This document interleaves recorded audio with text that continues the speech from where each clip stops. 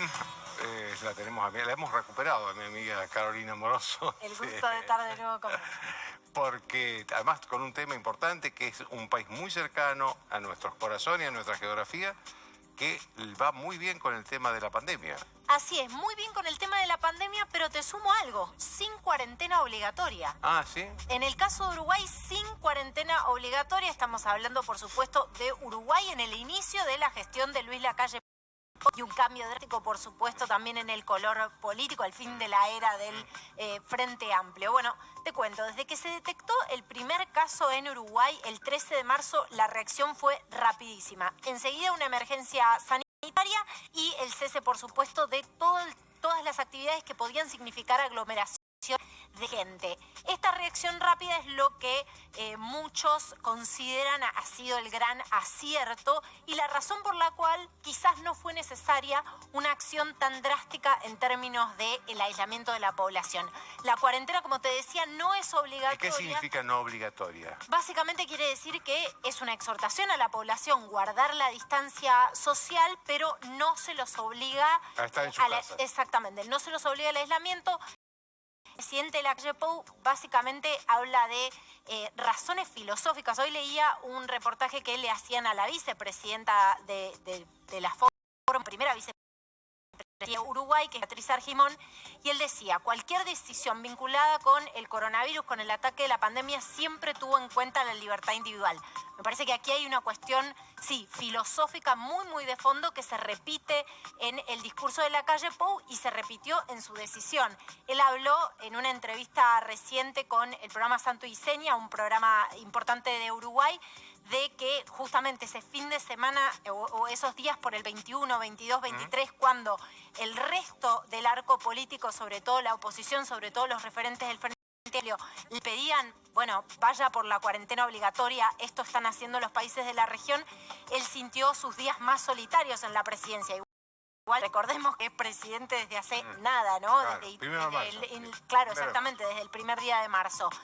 Bien, una cosa que hizo Lacalle Pou fue implementar, o mejor dicho, la gestión de Lacalle Pou fue implementar un llamado Fondo Coronavirus, donde se producen deducciones de hasta el 20% sobre el salario de funcionarios públicos. Estamos hablando principalmente de los cargos políticos.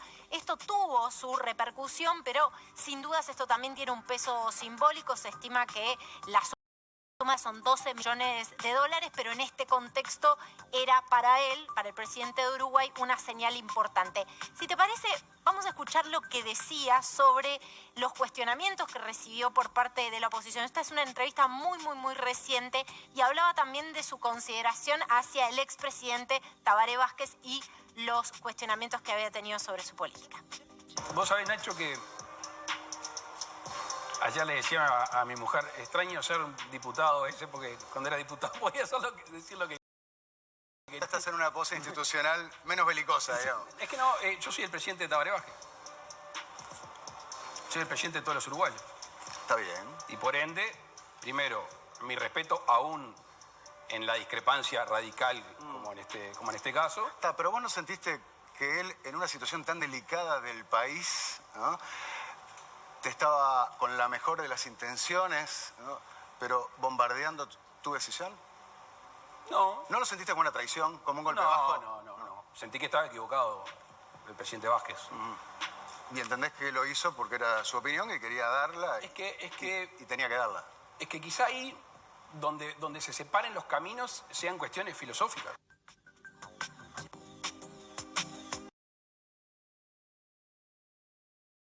Separan los caminos,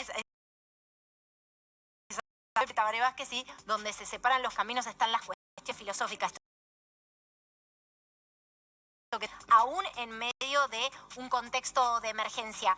Si te parece, vamos a ver los resultados, ¿no? Yo tengo los números actualizados hasta el cierre de hoy. 737 casos confirmados en Uruguay. De contagiados. Exactamente. 569 recuperados, 20 muertes, 4 en camas de terapia intensiva.